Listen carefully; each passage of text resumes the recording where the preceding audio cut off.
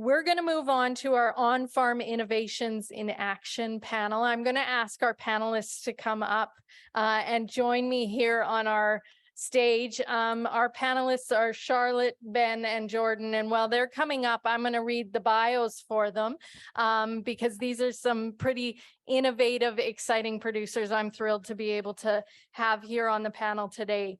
Our first panelist is Charlotte Wozelick. Charlotte grew up on Chatsworth Farm near Vermilion, Alberta, raising commercial and purebred cattle, sheep, chickens, geese, ducks, turkeys, grains, and legumes. Charlotte, what do you have against goats? That's, wow, you pigs too. Now, Charlotte and her fiance, Rob, live 30 minutes up the road on their own farm. Her passion for agriculture developed at an early age and grew throughout her many years in 4-H and being active on the farm. After high school, Charlotte attended NAIT in Edmonton, completing the event management, visual design, and digital publishing programs. Charlotte unknowingly began a career in the events industry while working at the local agricultural society. And since then, she's been proud to work at Farm Fair International and the Canadian Western Agribition. Charlotte shares her love of farming through social media, showing how the farm operates, the animals, and farm family life. She manages the Farm to Table program and many on-farm events, including open farm days and in-person and virtual farm tours. Welcome, Charlotte.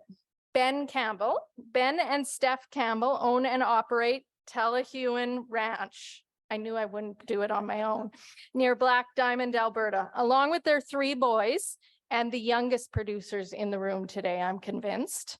Their 3 boys, the family works hard to reconnect people to their food, opening their ranch to the public for tours, explaining how the animals are raised, handled, and how they live. The ranch offers consumers a direct-to-market grass-fed beef option called Grazed Right. Their passion for environmental sustainability is integral in their operation. To Ben, cattle are a tool used to manage the ranch ecosystem and support the foundation of our grazing business model. The cattle serve the needs of the grass and soil, not the other way around. Ben has participated in numerous consumer outreach initiatives, including the award-winning film Guardians of the Grasslands and the short documentary Grazed Right. He was also named the 2022 Alberta Outstanding Young Farmer of the Year. Welcome, Ben. Thank you for being here. And our final panelist, Jordan Miller. Jordan Miller and his extended family are part of a 6th-generation family-owned and operated beef farm on Western Manitoulin Island. How'd I do for not an Easterner? In Ontario. The owners of this large commercial calf operation believe that sustainability is driven by honoring successes of the past while improving their operations at every opportunity. Jordan is the Northern Director on the Beef Farmers of Ontario board and was one of 2 young producers who spearheaded the Diversity, Equity, and Inclusion initiative at the organization that has since been used as an example for agricultural organizations across the country.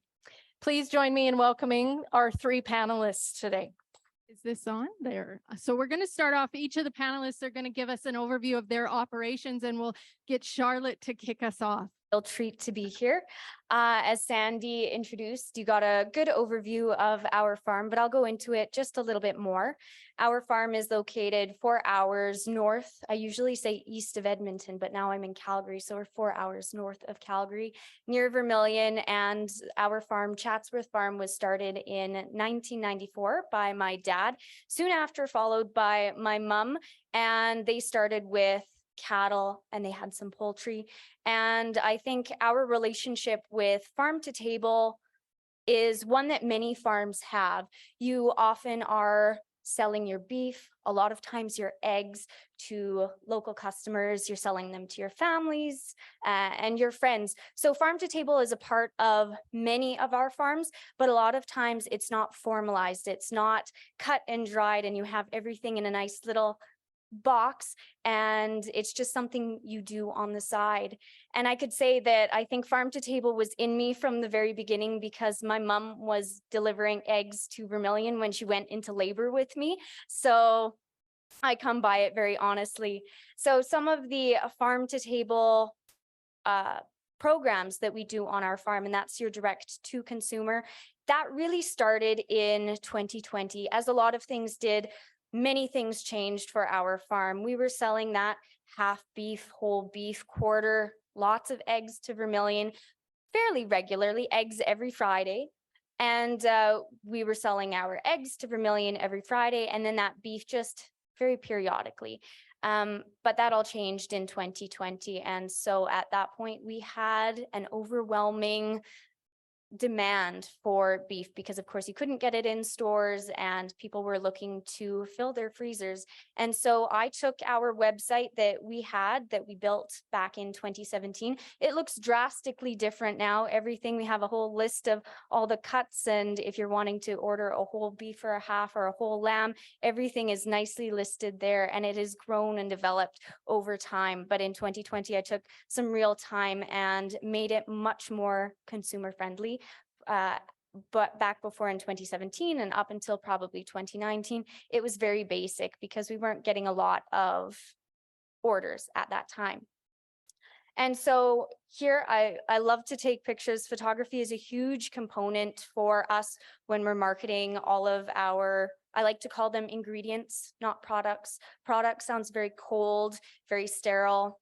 Everybody knows what ingredients are, so I like to market them as ingredients. So we have our beef, we have our lamb, we have our eggs. And so these are all ingredients and recipes that I have made and photographed because of course we all eat with our eyes. And so that's a really important piece of talking to consumers about what we have available and just giving them some ideas, because there are a lot of times when people don't know what they want, and it gives them some help. So these are our farm programs. So we have our on-farm events that includes Alberta Open Farm Days. This year, we are expecting over 300 visitors to the farm. We get a huge majority from especially the Edmonton area. And then we have smaller percentages coming from the different parts of Northeast Alberta. We even had some people from Saskatchewan last year. They were traveling in and around the area and they stopped in at the farm. We do smaller events. So we were part of a tour for a local community league in Edmonton. They came out to the farm and they spent the whole morning there.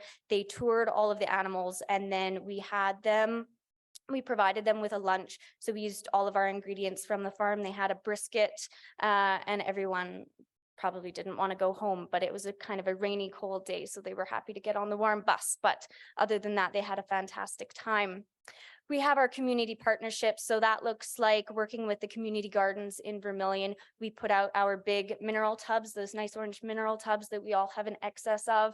We stick those out by the gardens, and all of the gardeners get to put any of their spent produce or any of their weeds in there, and we bring those back for the poultry predominantly. The pigs now are really digging it, and the sheep and the cattle as well. And come Halloween, we gather all of the pumpkins from around Vermilion, the cattle especially like those, and the pigs. So just working with our community, getting them to understand that farms are just more than animals, that we can work together and do something collaboratively. And it's just a lot of fun. There's nothing better than seeing people's reactions to one of the heifers eating a pumpkin and tossing it all around. So it creates special memories. We've been working with restaurants. I do feel that that is one of the hardest areas with our farm program, just with the quantity of beef and lamb that we butcher. We don't have the capacity for freezer space to be able to hold a lot. So working with the restaurants and educating the chefs, there are a lot of times when I will have a chef come to me and he'll say, for this special dinner, I'd like 45 hanging tenderloins. And I think everyone knows how many hanging tenderloins there are on an animal. And we butcher about 2 animals a month. And so just educating the chefs about what that means. And they'll say, you can't do that? I said, no, we can't do that. Oh. So just working with those chefs, I have come across a few, and I'm very happy to be working. We have 2 restaurants that we're working with.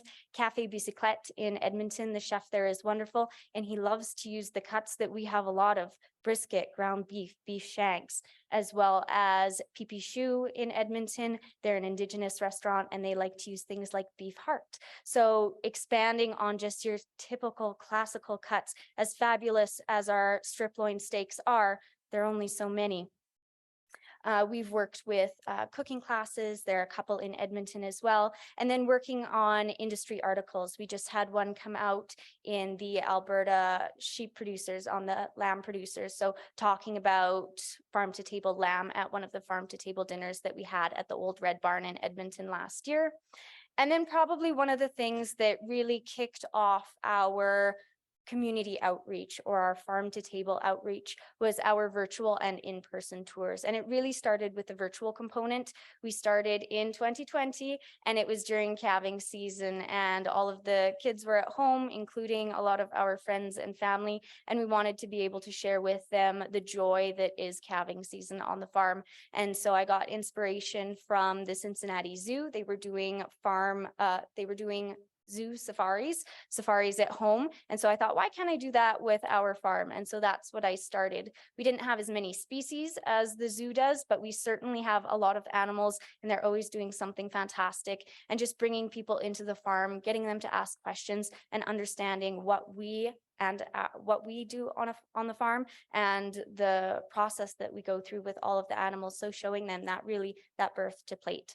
So that is everything for me. And if you are, I'll be here for tomorrow. I'm going back up to the farm. I have to do things there, but I will be here for the rest of the day today and then tomorrow as well. So you can find us on Facebook, Instagram, and Twitter, and you can take a look at our website too. So I will pass it on. Ben Campbell, Tallyhuan Ranch. It's a terrible business name. It's from my grandfather. It's the name. It's Gaelic, and it means Tilly's Hill, and it's the name of the castle my family had in Scotland in the 1700s. So I don't know, tradition. I decided to keep using that. So I was originally an engineer. I was a civil engineer, and I went to university and learned, like what most people do, that eating meat is bad for the environment, and I was an environmentalist, so I became a vegetarian. I know I shouldn't tell people this, but it's okay. I'm a rancher now, so it's fine. When I finished university, I was like, well, I don't know what I want to do. I sure as hell don't want to be an engineer. That's dumb. So I worked for Engineers Without Borders in Africa. I lived there for a year, and then I came back, and I wasn't sure when I came home. I still didn't know what I wanted to do, but I definitely didn't want to be an engineer. So eventually, because I'm from Calgary and have an engineering degree, I worked in oil and gas. And but as soon as I started work as an engineer, I also bought some cattle. A friend of mine, because I'm trying to do something when I came back, I wanted to do something that made the world a better place and was interesting and fun for me and help the environment and help people. And I didn't know what kind of thing that could be. And a friend of mine told me that grazing cattle was actually something that was good for the environment. And I'd never heard of that before. I kind of heard the exact opposite. So I bought 4 yearlings and produced the crappiest grass-fed beef you've ever produced, because I had no idea how to do that, and sold them to my friends and family, and some of them never finished the sides of beef that they got, but that was okay. So then I was like, oh yeah, this is cool. This is fun. I want to be a rancher. I think there's value in this. So I bought raising beef cattle for dummies. I had like no background. Like I could list all the things I didn't know, but it was everything. It was all the things. I didn't know anything. So the first thing we did, I said grass-fed beef. Eventually I learned how to produce good quality grass-fed beef. So those are 2 of my boys and some cows. And then that's like a rib steak. The thing that people usually say is that grass-fed beef is lean and it's not nearly as tender. Of course it is. It's just, if you do a really poor job of it, the same with anything, you get a low quality product. Starting out, we did direct marketing. On the left, we have pasture chickens, laying hens, and on the right, we have pasture pork. And so we had direct market beef as well. It's just you'll see a lot of people getting into agriculture. Like I didn't have a ranch to inherit. My grandfather did start a ranch, but it wasn't, it's owned by a lot of people, none of which were me. So I just rented space from the ranch. Everything that I owned until recently, till 4 years ago, was on wheels or skids, because I didn't have anything longer than a 6-month contract. So how do you make money? I was able to quit my job as an engineer 2 years in and farm full time. Direct marketing has margins where you can actually start to do that and make, cobble together an income off of, I don't know, a few hundred laying hens and 50 cows. You could never do that in commodity. That's just a total joke in commodity. This room, I put this slide in because this room is full of nerds just like me. And this is, as I remember, hiding runaway engineer, but as you can see by my Excel spreadsheet, I still try to nerd it up as much as possible. Talking about innovation on the farm. Okay, so then I got into commodity cattle. We have 1,500 acres, that is what the ranch size is. And we run about, if it's not a complete drought, 300 head of yearlings mixed in with the grass-fed cattle as well. So how do you actually make money on commodity cattle? And the way that I've chosen to make money is by managing the grass really well, especially with year after year of droughts and really variable weather. This is obviously, you don't need to look at all the numbers, but this is just a grazing plan. And then this is my map of a portion of the ranch. The yellow is the first round of grazing, and then the blue is the second rotation. And I don't know, the point of that is this is my field on the left 2 years ago, and a neighbor's field on the right. And obviously pretty different, pretty big difference in no fertilizer added on mine compared to the other one. They're both seeded the same. The one on the right was actually part of the original ranch before it got split up. So obviously the gains the cattle are getting and the volume of feed that they're getting on my side would be a lot better. These are pictures. My friends I got lots of city friends because I'm not really from a country background. And so I'd send them these pictures because I'm really proud of how I'm improving the soil and the plant health. And this was a spot where we did some bale feeding, and then it changed from that center photo to the good photo. And of course I took one on the far right so you can see how far apart those photos are. As a presenter, I've learned that it's really easy to fool people if you just take pictures of random things, and then you can say how great you did at improving things. So that's like a proof of how far apart they are. And my city friends think I just like taking pictures of old gloves. It's for scale, of course, right? And then that's the economics of why, but I never quit my job in oil and gas as an engineer to be a small scale farmer for economics. I do care about the environment, and that is the number one goal. That's the reason I got into it. And it's like the overarching reason why I'm there I'm not there because I just want to raise, I love cattle, I love ranching, but I mean, I love the world we live in. And I know because this room is full of nerds that we all do too. Like, I mean, the world is a really amazing, interesting place. This top left photo, does anyone here know what that is? My kids know what it is. I'm not going to ask them, but okay, what is it? Can you say it? Just a stump stabber. So it's a type of a wasp, and it's amazing. I think the world is amazing. I was out checking a pasture and I saw that, and I was so lucky to see it. That is a wasp. She taps on the log, listens for a grub in the wood, injects her ovipositor into the grub, shoots in a tiny, very flexible egg into the grub, which eats the grub, non-essential organs first, until it turns into a wasp and burrows out. It's unbelievable. On the right is wetlands, all the wetlands. The whole farm is like a nature preserve. I'm really interested. I just love nature, and of course. So that's fenced off wetlands. You got a nest box for cavity nesting ducks. The bottom right is a little brown bat. It's upside down. I twisted it so it wasn't upside down. They're endangered in Alberta. The bottom left is native bees. And you guys, as well-educated people, will know that there's a difference between native bees and, European honeybees. There's a big push right now, like save the bees. And so everyone I know is getting like backyard beehives and importing European honeybees from New Zealand to save the bees, which is sort of akin to, tigers are in trouble, so let's release stray cats, right? Like that'll help the population. I mean, actually, that probably would, because that would be more food for them, but we have lots of native bees. We don't cultivate any more, any more native grassland. But native grasslands, as you know, it's 75% have been converted. It is one of the least protected and the most endangered ecosystems in the world. I would say we almost don't. I don't think we have. Maybe correct me if I'm wrong. I don't think we have an intact ecosystem of grasslands anymore in North America at all, as it was before Europeans came. We have farm tours, so that's part of it. So I do my own, I've got like a two-pronged approach. One is I do the best that I can with my own feet and hands to make the world a better place. And then the second one is I try to it's only 1,500 acres. That's all I can improve. Well, I mean, we can grow, but we have farm tours out on a regular basis. I think we have 4 this summer. They're just our customers.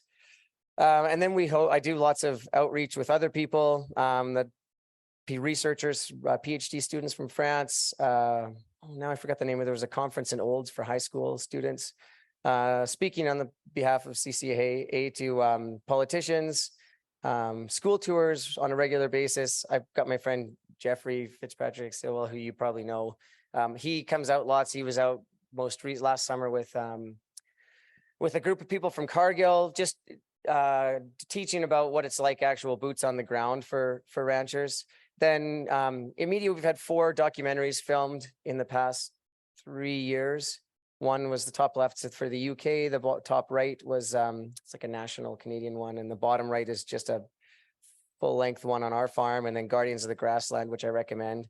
And then I advocate to farmers as well, because we are the stewards of the land. We're the ones making the decisions, and I'm do my best to advocate for the value of agriculture. I think I'm obviously a pretty big fan of agriculture. I think it's got a huge role in working on preventing or mitigating climate change.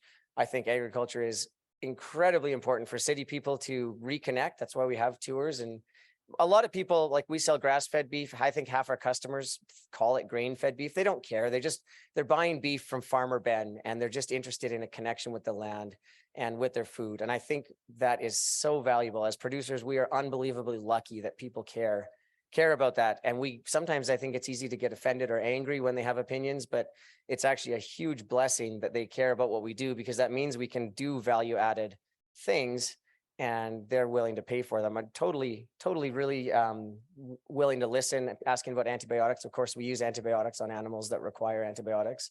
And when I tell my customers that, they say, yeah, that's fine. I don't use them preventatively. And we try to manage our animals so that we don't need to use them, as do most people. So yeah, that's an overview of our place. Thank you very much. Okay, hello, everybody. First of all, thank you to Lindsay for the invitation. I was honored when she asked me, and then when I got out here, feels like I'm bringing some finger painting to a masterclass in art, and I feel woefully unprepared to stand in front of this group. And I just realized I'm wearing the gray on gray outfit I promised my wife I'd never wear again. So that's how organized we are here. I'm part of Grandview Farms, as Sandy mentioned in my introduction. 6th generation raising the 7th generation. And we're doing a few things a little bit different, and we're going to talk about that today. So most people, when they think of Ontario, they think of the Ottawa-Toronto corridor, and they would be thinking, why would a producer from Ontario be coming and talking to us about raising beef? Well, we're up here in the left-hand corner. We're on Manitoulin Island on the north shore of Great Lake Huron. So if I were to jump in my boat on a smooth weather day, I could get to a Walmart in Michigan faster than I can get to a Walmart in Ontario. So we're in a very unique geographical position.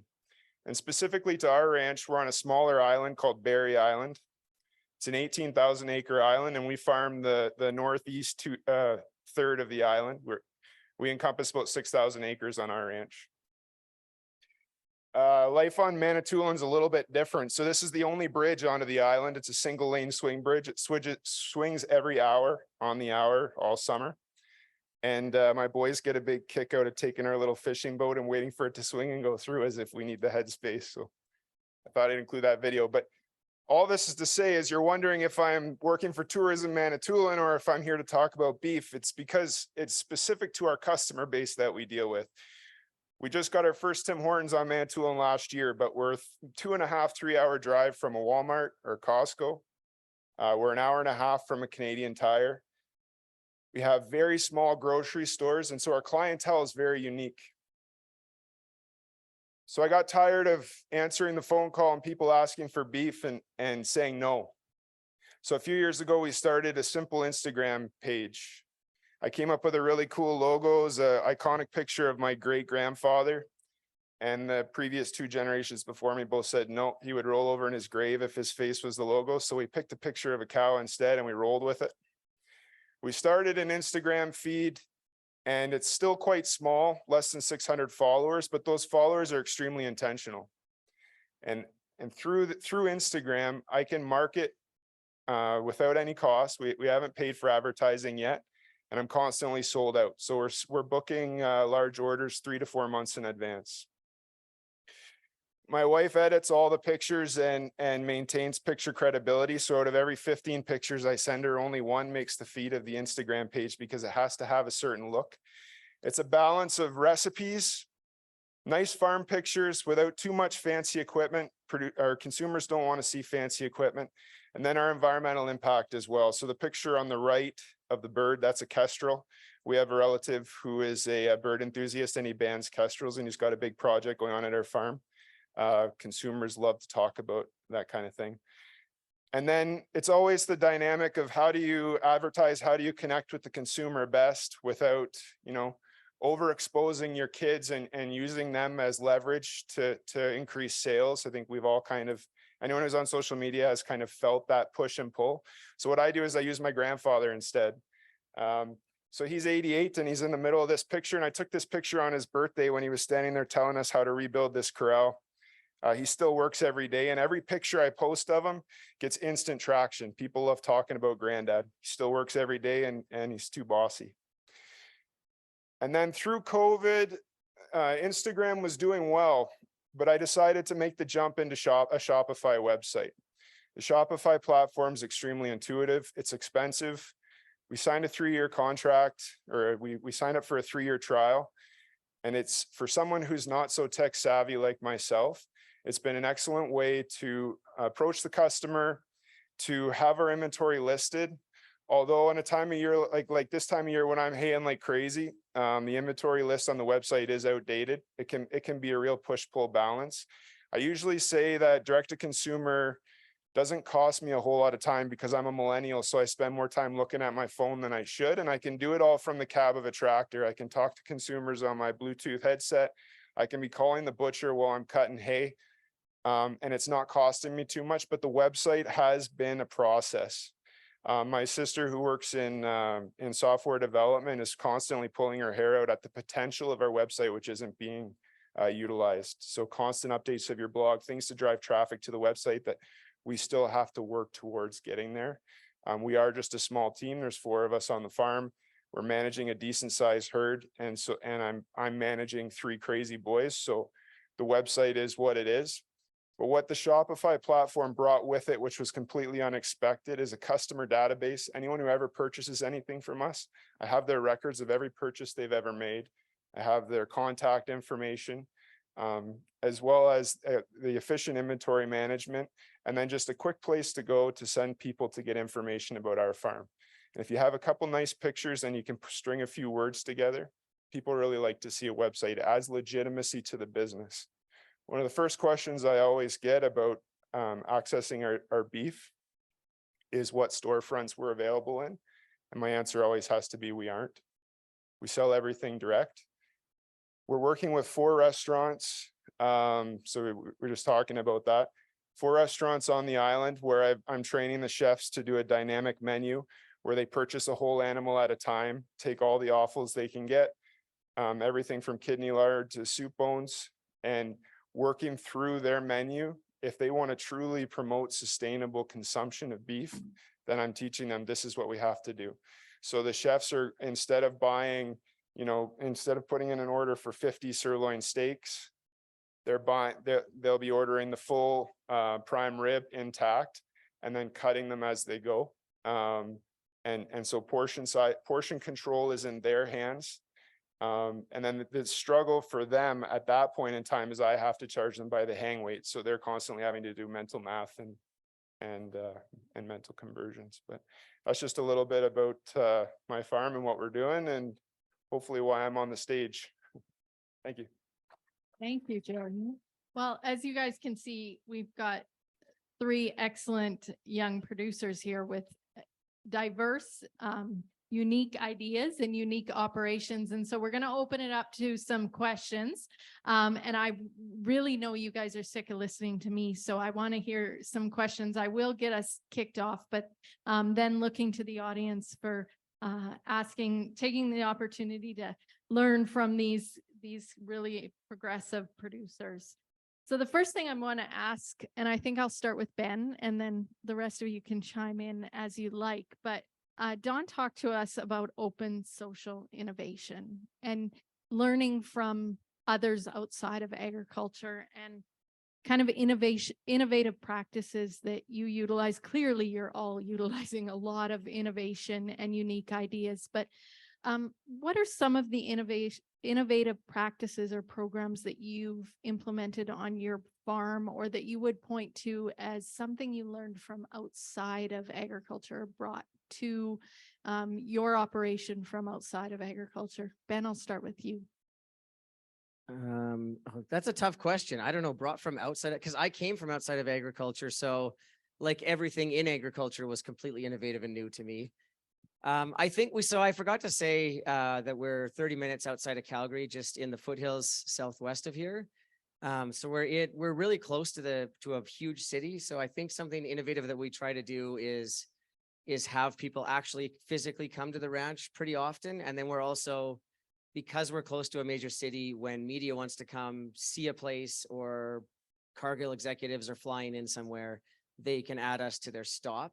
So it's sort of, our direct market business has evolved from my foot into agriculture into just a platform that I use to speak to people about. Like by the time we start our year, we sell, like, I think we're going to sell 45 beef this year, and we're half sold out by the time we start taking orders from the wait list from the previous year.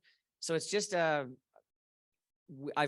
changed from something where I was really intentional about trying to sell the beef and market ourselves and have an on purpose social media presence, to, I think I would call it maybe a chaotic,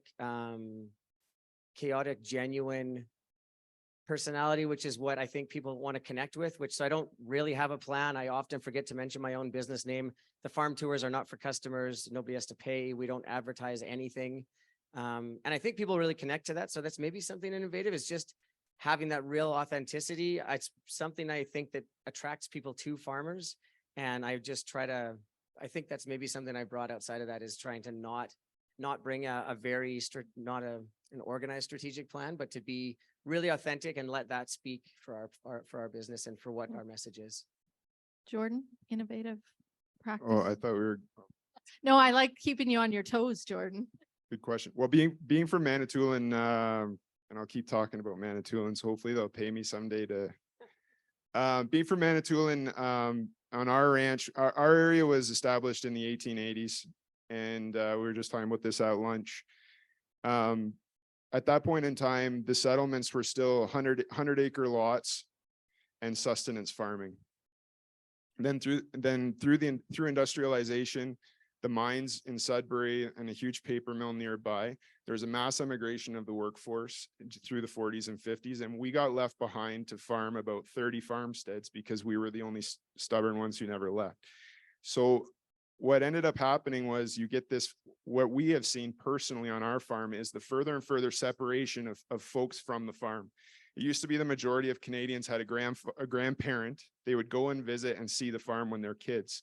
That doesn't happen anymore. The separation between urban and rural has gotten bigger and bigger and bigger. And I know I'm preaching to the converted. Everyone in this room is thinking, wow, thank you, Captain Obvious. But what we're trying to do is reconnect with the consumer. So it got to the point where there was this void where Manitoulin is full of great cattle. Our average cow herd on Manitoulin, because of cheap, expansive land, is over twice. This is about the same as Alberta's average cow herd, which is twice of Ontario's average cow herd. We're a big commercial herd area. But all of the consumers who eat beef on Manitoulin go to the grocery store and buy US beef.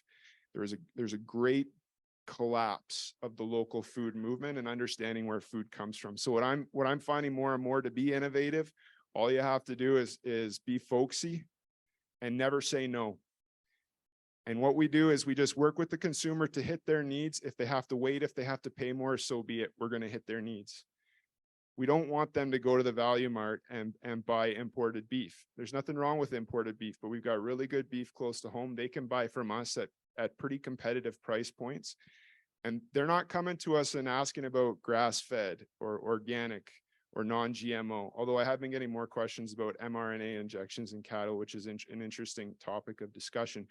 But what they want to know is, they just want to know where the cattle come from. They just want to know your face. They want to shake your hand. And they want to believe that their food is coming from a good place. And we're not selling anything that we aren't. We are what we are. We're a large herd. We don't have a name for every one of our cows in the backyard, but we can be good faces for the industry. And as strange as that is, as soft skills as those are, it is innovation in the history of agriculture in terms of getting back to those roots of consuming local food. Excellent. Thank you, guys. Questions for the panel? This is a panel. This is your opportunity to ask questions, guys. I can go ahead. And so the question was, how do you tackle working with chefs? And I think we've all done that and we all talked about it. And for us, that's one thing that is probably the biggest challenge. And coming up in a couple of weeks, I'm going to be talking to a few chefs who are going to be participating in Alberta on the Plate. It's a celebration of using local ingredients within Alberta. And so each restaurant chooses a menu and they'll be using ingredients from different producers from around the province. Maybe it's Haskaps, maybe it's bison, it'll be beef, maybe it's sprouts, but they have to use something local. And we have been asked, this will be a third year, being asked to do a little roundtable, kind of a panel just like this. And it is online. And after both times in the past 2 years, I had chefs reach out to me. One of the chefs was looking for, I think it was 64 lamb shanks. And at that point, we only had, and we have a fairly small flock of sheep. We're increasing the numbers, but I think at that point, we only had 5 lambs left. And so I was talking with that chef and said, well, can we try and do something? Can you try and use something with shoulder? We can grind the shoulder for you. And the communication just kind of fizzled out. And so what I recommended to the organizer of Alberta on the Plate, I said, hey, the past 2 years, I have had chefs reach out, and what we can provide, even though I think what we have is there's a great variety, we have a good quantity of specific cuts, but that's not what the chefs are looking for. Can we try and connect with the chefs and just chat with them about how buying from a small producer works? Because if this is happening to our farm, I'm sure it's happening to a lot of the other farms who are being asked as well, because come August, we already have our butcher dates set. Our butchers don't have any more dates. We can't get animals in, even if it's a lamb that doesn't hang, we can't get that in within 2 weeks. So we have to start having those conversations with those chefs earlier and tell them what we have. And then they're the creative food geniuses. They're the one that can take what we have and curate a menu that aligns with that rather than the other way around, because that just doesn't work. So what I'm going to be doing with Alberta on the Plate in the coming 2 weeks, I'm going to be putting together a presentation, and they asked me just a couple days ago, which I was very glad to do.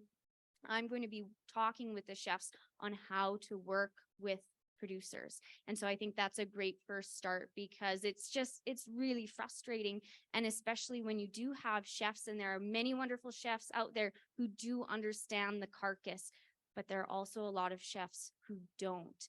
And so that's where one of the barriers is and one of the challenges is. But once you start working with that chef, it becomes a lot easier. We were doing, I mentioned the farm to table dinner that we did with the Old Red Barn in 2022. That was last year.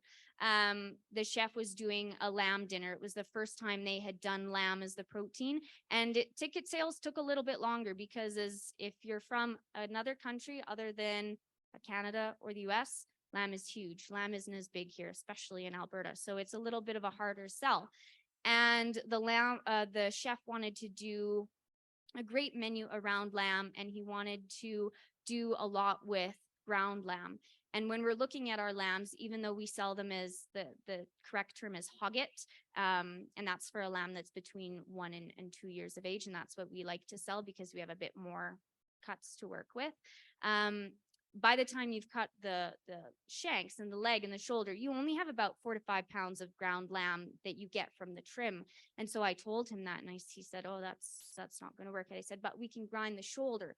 So if you wanted to use the shoulder for something else, we'll have to sacrifice it. So he had to think, and he was one of those chefs that didn't fully understand the carcass. So we had to work together, and we were able to make it work. So we got all the ground lamb that he needed, but he didn't have any shoulders because we ground all of that. So it takes a lot of communication and just even pictures. I like to give when we sell a whole or a half or a quarter beef or a lamb to customers, we get a nice little guide, whether it's from the Canada beef or Alberta lamb producers. And it has a great little guide showing you the carcass and then all the different primal cuts. And I find that that is very helpful to whether it's just a consumer who's getting it just a couple pounds of steaks or up to a chef who's getting a lot more. Thanks, Charlotte. Jordan, you had talked about working with chefs to utilize the whole animal. Do you want to maybe address that question about communication?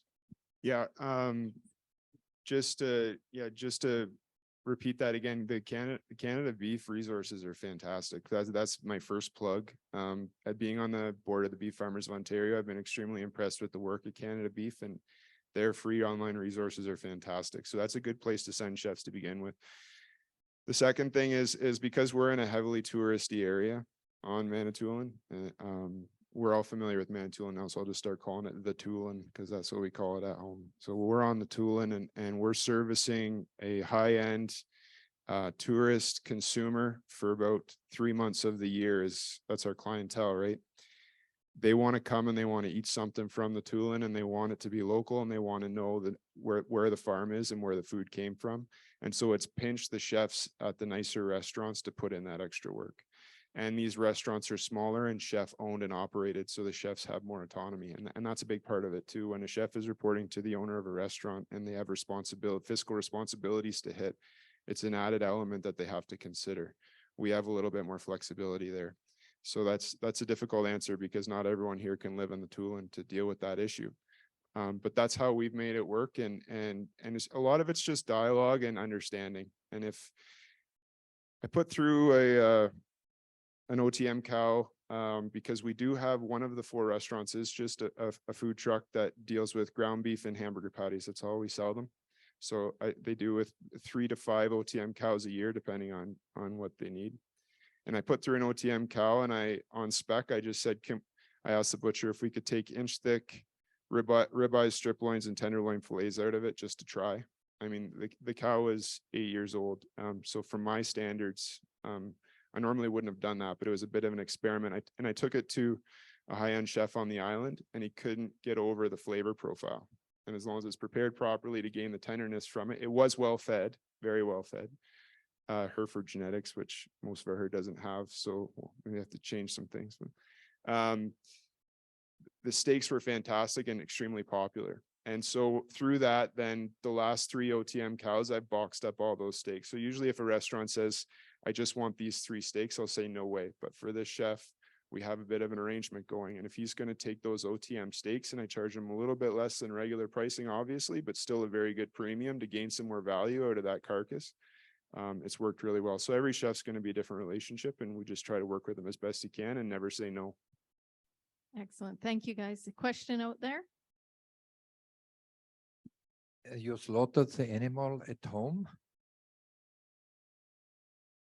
The animal, the sheep, the lamb, you slaughtered at home in your It's a house? home slaughter. Me? Yeah, Oh, no, definitely not. but it's the next level. To slaughter at home. So you have no adrenaline and cortisol in the meat? Yeah, there's an allowance in Alberta. A couple of years ago, they put that in place. It's To do that. illegal. It is the best. Like if you can, it's the lowest stress for sure for the livestock. And my experience, every small marketer that I've ever dealt with hates dealing with the butcher because the only butchers that are left for us are really small, mostly old facilities. Like if you want the opposite of a Temple Grandin facility, like the world's most poorly designed facility, just tour all of these old small butchers. Even I was at a Hutterite colony last summer, 2 summers ago, a brand new facility. I mean, it could not have been designed worse for animal welfare.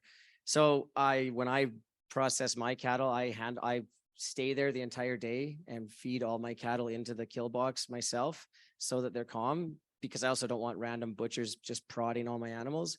On-farm slaughter is great. I think it's would be a really great opportunity for farms. Even just on-farm slaughter And then if you truck the carcass into a butcher and had the meat cut at a facility, you don't have to cut it yourself.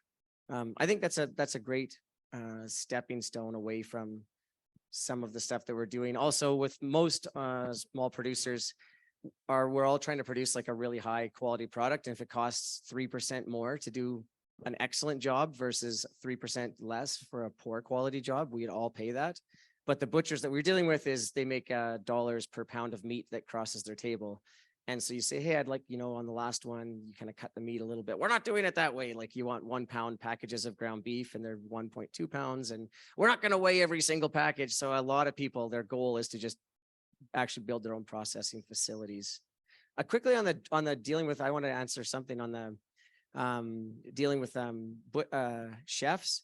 A friend of mine's had a lot of success. They recently started direct marketing and they just went all in. And I think that is probably the best strategy I've seen for us. We used to deal with chefs as well. And it was this is all the same stuff, huge pain in the neck.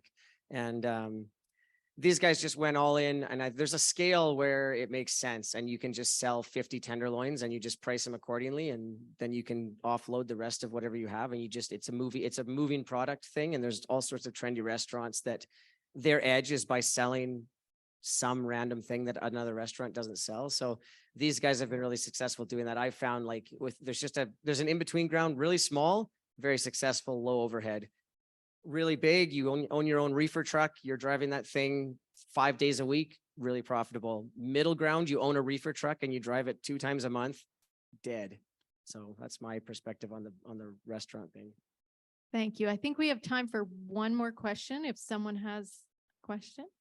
Thanks very much, guys. I was just probably targeted at Ben. I was wondering if you could speak to not having a ranch to inherit and how you've sort of gone through that as a young producer and then sort of scaling from that. Yeah, I spent all my time so I was working full time as an engineer, and then I spent all my time when I was supposed to be working that could squeeze any free time out was reading about agriculture. All my vacation days were attending conferences and events. I made friends I just attend things like this and I just start talking to people and I literally didn't know anyone in agriculture. So I didn't have anyone to phone to ask any questions to. So the step one was like making friends and people I could send a text message to or call for advice. And then there was at the time, it's a slightly different name now, but it was the Cattlemen Young Leaders Program through the Canadian Cattlemen's Association. And they would set up 16 people each year with a year-long formal mentorship program, and then take you to conferences and then give you a training budget. So I traveled around the States and traveled around Canada to conferences and events and field days. And I think that was my number one. I guess 2 things allowed me to enter agriculture because it's really hard. Like I still to this day have no inheritance or no discounts on land rent or anything. Developing a community, so my own personal knowledge, but also a community of people I can just say like, I don't know why this is happening, or I don't know why this is happening to this animal. It's really valuable. But then also one of the benefits was that I'm not a multi-generational farmer. So, I mean, these guys are obviously very smart and open-minded, but it's easy to say, this is how we do things on our place. And we didn't do things anyway on my place. So I found veterinarians and said, well, how do you treat this? How do you do that? And just went straight from scratch. That, and then being really nimble. Like I'm extremely numbers based. Like if I was doing it for fun, I would have a small cow-calf herd and I would ride a horse everywhere and I would rope things and I would have a full-time job off the ranch because it wouldn't pay the bills. But instead of that, I ride a quad. We have yearlings. Some years we run cull cows. Our herd is not pretty. It's not all Charlet. It's not all whatever. They all make money. And every single thing that I do, I know how many my return on investment is, and I know my return on dollars per hour that I spend on it. And then I tweak all of those things. We board horses. I rent out our mechanic shop because we have a low overhead business that doesn't require mechanic work like that anymore. It's very And I think anyone can get into agriculture. The community is unbelievably welcoming. I don't think there's a lot of other communities. Like if I was going to get into, I don't know, retail or something, I would just show up at a competitor and say, can you please teach me how to become a business that competes with you? They would tell you to probably go to hell. But in agriculture, people are really welcoming and put you in the seat of their tractor and teach you everything that they know and mentor you and help you along the way. So I think it's possible. You just have to be willing to do it financially rather than for the fun of it.